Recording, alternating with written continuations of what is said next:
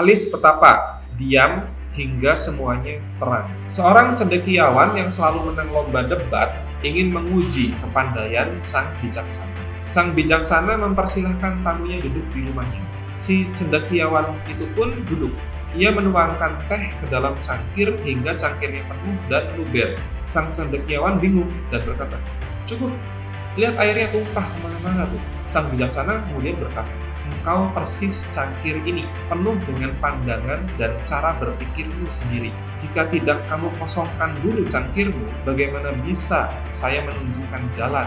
Begitulah umumnya seorang manusia. Pada saat menang, dia akan terus maju menggebu-gebu hingga tak sadar itu bisa menghancurkan semua yang pernah dicapainya. Sebaliknya, pada saat dia ditimpa masalah pelik, dia akan berdiam diri seperti patung. Kerjaannya hanya mikir, dan orang tidak akan dapat mencapai kebenaran dengan berpikir, dan berpikir. Yang orang dapatkan hanyalah pusing, dan pusing. Di puncak kepusingan itu, biasanya si orang itu akan menyerah dan mulai pasrah. Saat itu dia berdiam diri, dan kalau dia punya iman, dia mulai khusyuk, mengandalkan doa, keajaiban, pertolongan, serta mukjizat Tuhan. Kira-kira apa yang akan terjadi berikutnya? Itu secara ajaib, solusi itu akan muncul. Bahkan terkadang masalah itu dapat selesai begitu saja tanpa kita harus melakukan apapun. Mungkin ini memang pertolongan Allah untuk orang baik dan pertolongan setan untuk orang jahat. Tapi terlepas dari itu, ada kalanya kita hanya perlu berdiam diri, tidak melakukan apapun dan hanya mengamati.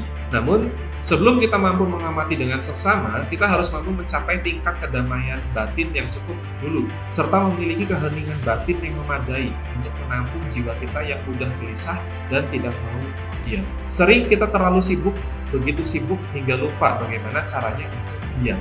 Demikianlah harusnya sang penguasa bersikap dan bertindak. Jangan mengambil keputusan apapun dan jangan mendengarkan omongan siapapun saat diri kita sedang marah, sedih, atau sedang dikendalikan emosi lain.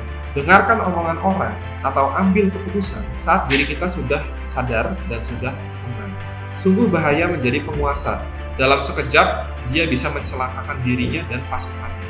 Terkadang niat baik yang sudah disusun rapi bisa melenceng seketika menjadi kejahatan besar. Dikarenakan tekanan hidup dan emosi tak terkendali yang dikombinasikan dengan kekuasaan yang dia miliki. Awal bencana adalah dari keputusan emosional. Kadang, hal terbaik yang harus kita lakukan adalah tidak melakukan apapun sama sekali, membiarkan segalanya berjalan dengan sendirinya. Terkadang pula, niat baik untuk menyelesaikan sesuatu justru malah membuat segalanya bertambah buruk, bertambah berantakan. Tugas Entrepreneur 29.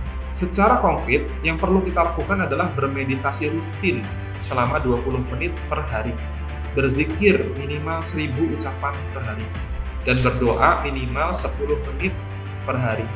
Pastikan Anda melakukan ini tiap hari.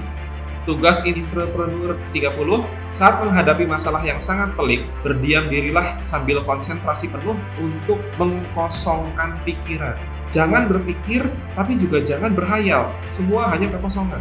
Lakukan beberapa menit upaya mengkosongkan pikiran ini. Niscaya solusi jenius akan muncul dengan sendirinya. Kita hanya perlu keheningan. Saat solusi jenius muncul, hal pertama yang harus Anda lakukan adalah menulisnya, mengetiknya sedetail dan selengkap mungkin. Hal kedua, memberitahukan ke semua orang yang berkepentingan. Hal ketiga, mengeksekusinya sekarang juga hingga masalah pelik itu selesai tuntas.